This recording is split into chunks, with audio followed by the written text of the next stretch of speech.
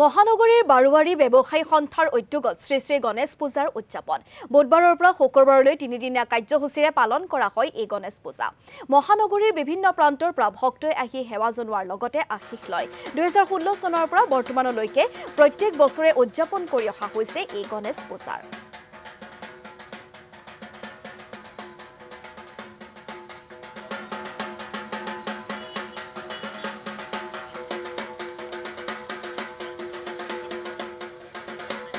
আমাৰ এখন পূজা 2016 পৰা আৰম্ভ হৈছে আগতে প্ৰথমতে আমি সৰুকে কৰিছিলো পূজাখন আৰু আমি এখন পূজা কোনো চান্দা তুলি নকৰো আমি সবেই মিলি পেলাই আমাৰ কমিটিৰ মানুহখিনি মিলি পেলাই কৰো আমি লাহে লাহে আমাৰ পূজাখন ইমান ধুনীয়াকৈ ডাঙৰ হৈ আহি আছে মানুহৰ সমাগমো খুব বেছি হৈছে আৰু সেইকাৰণে আৰু সকলো গুৱাহাটীবাসী এখন পূজালৈ আহিবলৈ আমি নিমন্ত্ৰণ জনালো আৰু যাতে সমাগম হওক 3 দিনীয়া কাৰ্যসূচী আমাৰ ইয়াতে নাম হ'ব আপোনাৰ ঢোল হ'ব আৰু ভোগৰ আমাৰ ব্যৱস্থা কৰা হৈছে 3 দিনীয়া খুব ধুনীয়া ভোগৰ আয়োজন কৰা হৈছে সকলো গুৱাহাটীবাসী অসমবাসী ৰাইজক আমি নিমন্ত্ৰণ জনালো